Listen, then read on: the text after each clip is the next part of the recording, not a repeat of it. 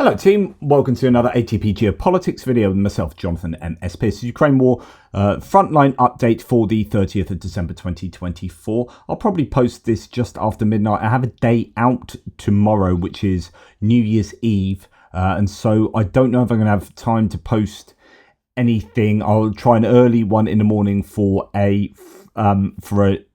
some losses, and then I won't be back until probably 7:30 plus in the evening. So yeah, we'll see how tomorrow goes. But this is a Frontline update. It's actually pretty much a 4-day update now. It is a 4-day update.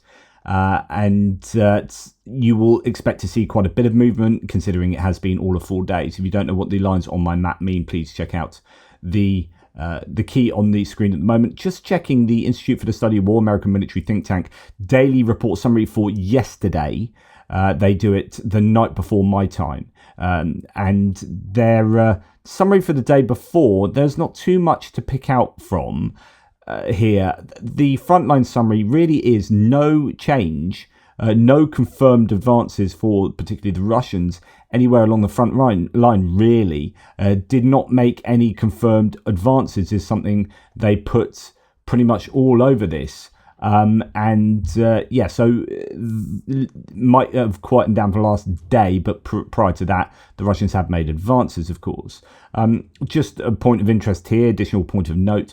Ukrainian military observer Yuri Butasov reported that the Russian forces are deploying fewer armoured vehicles in Kursk Oblast, but have significantly increased their sabotage and reconnaissance operations.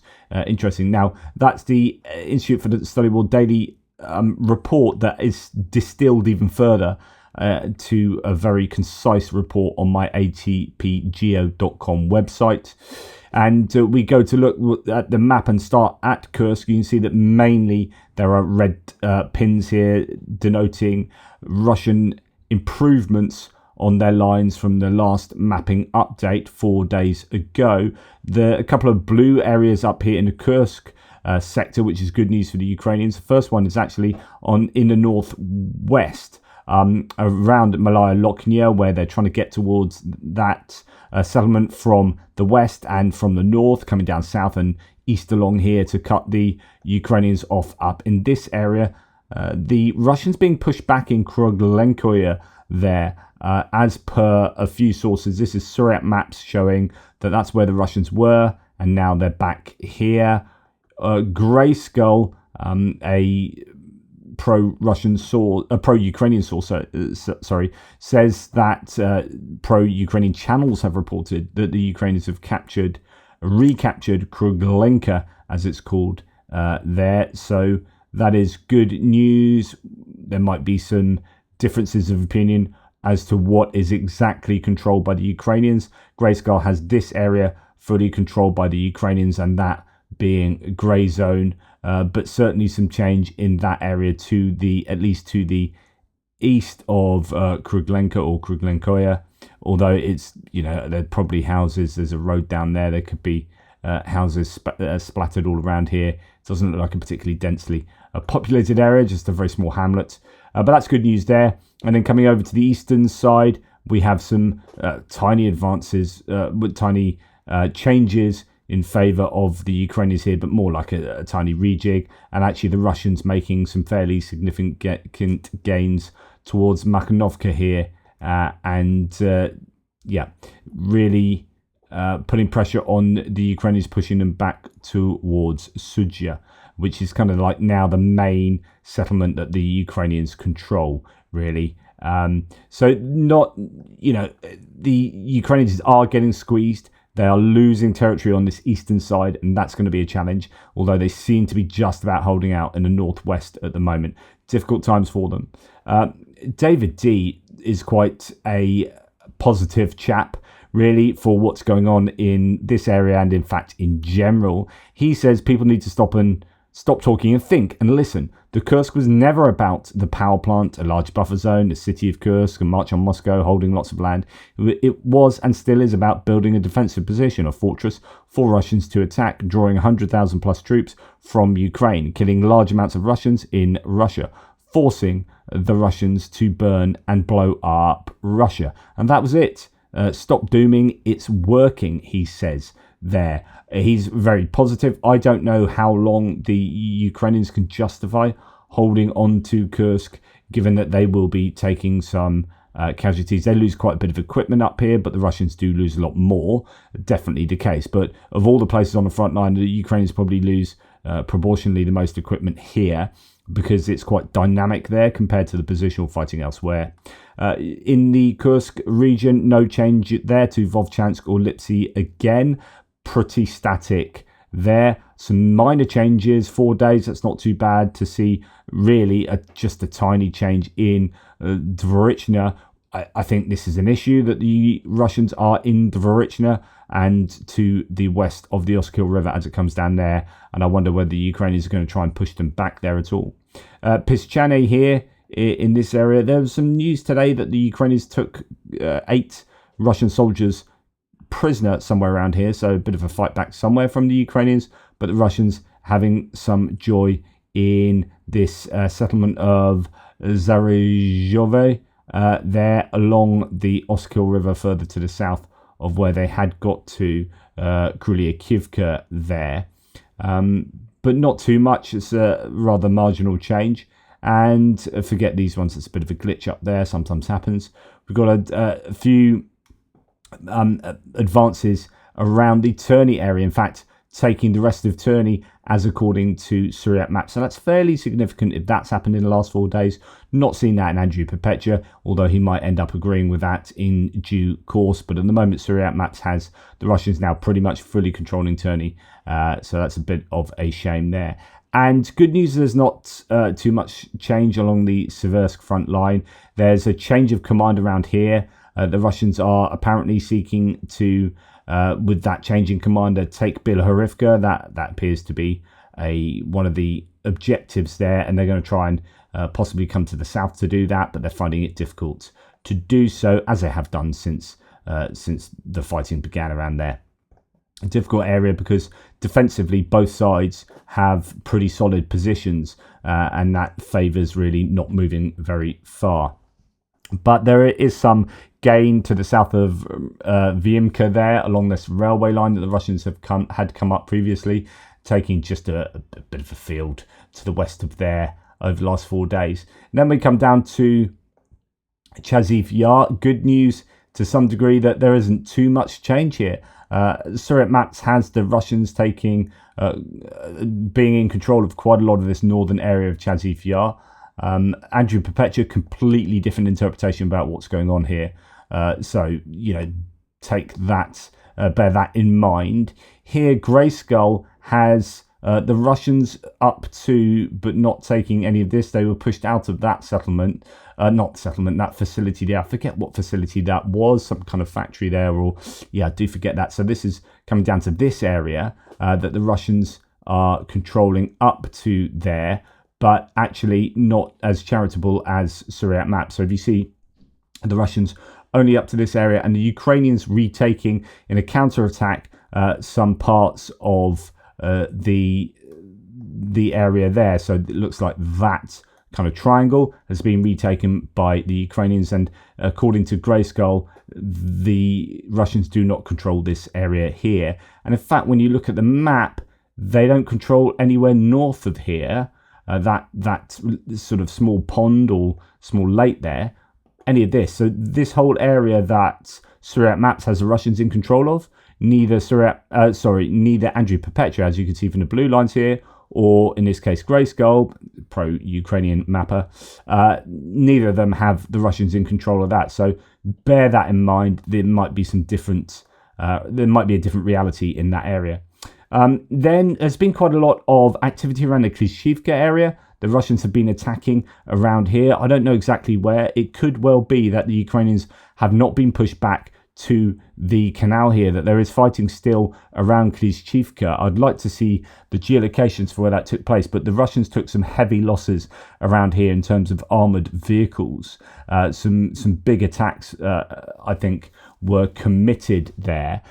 So good news for the Ukrainians in doing that attritional fighting. Now in Toretsk, it's not looking good. Andrew Perpetua's fairly doomy about Toretsk.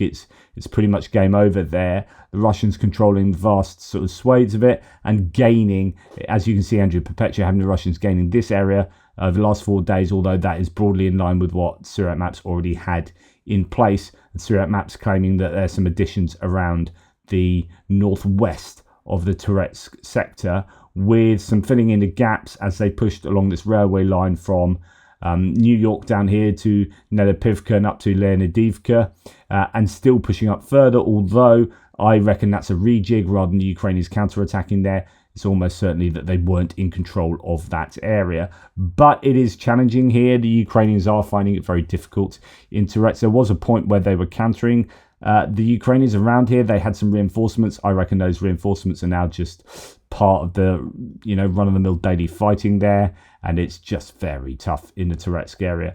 Some slight gains at Vozdvizhenka even, which is somewhere where I was expecting the Russians to be pushing ages ago, because this would give them the ability to properly interdict the T0504 highway that goes from Konstantinivka,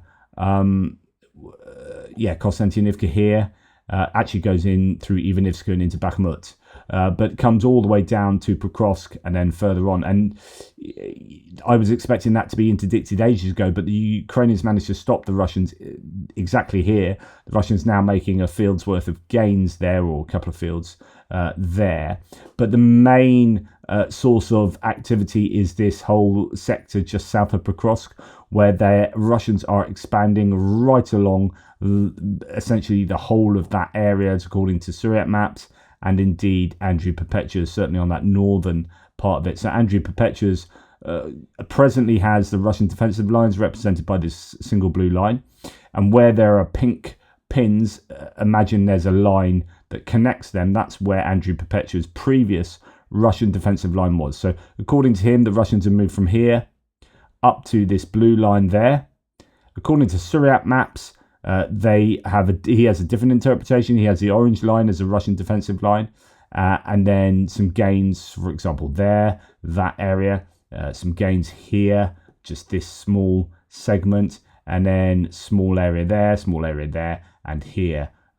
So that's just for those who don't understand the map. The pink pins here show where Andrew Perpetua 4 days ago had the Russian defensive lines, and now it is broadly in line. Actually, both mappers generally agree. This is probably the area of most agreement. It's almost exactly the same in this general area south of Pokrovsk, and going on further to the south. So that's where an awful lot of the Russian gains are being made. And then the other area is, of course, around Kurakhove, where we can see that they now control all of Kurakhove. There was, what was it? Was it this? No, it wasn't the city hospital. It was, they attacked a building a couple of days ago right on the western edge of Kurakhove, and that pretty much told you that Kurakhove was done for. So the Russians now moving along this. Somewhere around here is a Ukrainian defensive trench line that goes kind of east-west, and they'll just be moving along that now that they have taken Kurakhove, and they have taken this river bed of towns like Hanivka, Uspenivka, and they're still moving on. They don't seem to be able to be stopped. The Ukrainians unable to put a stop to the advancing Russian army, and they're getting dangerously close to Avdiivka as well. That'll be next on the agenda for them.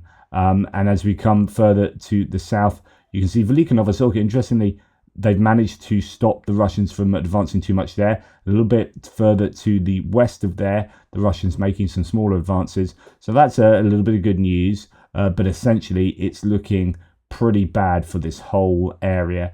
And as Greg Terry keeps saying, Pokrovsk is a really super important place. It's a logistical hub that goes, and your connection between all the way over here and down here becomes much more difficult. It's already lost its coking plant, which helps in the steel industry, and that is a real challenge for the Ukrainians there. And then just a tiny little rejiggled, tiny little change. Around Kamyanska, which is Andrew Perpetua. I don't know. That might actually be a glitch, to be honest, because we do have some claims that the Ukrainians are still pushing down here. So if you remember, about a week ago, the Ukrainians actually weirdly pushed down south of this estuary. So basically, this river that then comes into the whole Zaporizhzhia reservoir as it was. This is what it looks like now. When you zoom out, Google does it more accurately. So the river comes down, the Dnipro River comes all the way down through Zaporizhzhia and along there, and then you've got the Novokakhovka Dam, and that was what was holding all this water back. That was blown up, and then it turned from that, where you had water, that was what it did look like, and that's what it looks like now. So when it did look like this, you had the river that came in from this direction that fed into the reservoir, separated the two forces in Kamyanska, the estuary. And now the Ukrainians have actually pushed to the south and made some gains there. That's where the mappers have it. And then Grayskull has said that actually in the Zaporizhzhia direction, the Ukrainians continue to advance along Route 100 E105, basically. The advance of the 141st Brigade continues, and fighting is now taking place 1.5 kilometers north of Luhansk, which is interesting that there's Luhansk, and it appears that they are fighting a lot closer to Luhansk than was previously thought. So interesting to see if the Ukrainians have got some kind of momentum, wind behind their sails there. So if you look at the key down here, that's 1 kilometer. It's just changed to 500. So that's 500 meters just there. That would be about 500 meters, 1.5 kilometers. So they could well be fighting basically around here. That the Ukrainians are have pushed down to just north of Luhansk, and that would be interesting. Anyway, I guess it's taking the positives from Ukraine wherever you can get them, and there are very few of them on the front line, that's for sure. The Russians evidently trying to get as much land as they can before the 20th of January. They are throwing absolutely everything they can at the Ukrainians, and it doesn't take much to take these areas of land. It really doesn't. Again, I mentioned this the other day, but Andrew Perpetua was talking about some of these sort of gains that they make. It's not like this is 10,000 troops marching on. These areas can be taken by handfuls of troops. Just tree lines, people taking, 5, 10, 15, 20 people can take tree lines along, these farm fields. It's not inconceivable that all of this area was taken by sort of 20 people. So it's not that these are massive losses for the Ukrainians in terms of, having 1,000 people stationed just around this area, and they're all being gradually pushed back. But, there are very few Ukrainians, not enough Ukrainians, and actually not enough Russians. The Russians are struggling for people, but they still have more than they still have enough people to take some of this land. Now, that's not always the case. There are areas, so apparently around here, the Russians do have vast numbers of troops around here, and this is where, your big old fighting is taking place. But that's not going to be the case all the way up and down the front lines. And so it can be relatively easy for one side or another, if they do get a bit of a breakthrough, to exploit that and to move on with relatively few troops. Anyway, that's my tuppence. Hopefully that was of use. Thank you very much for watching. Really appreciate your support. Take care, and I'll speak to you soon.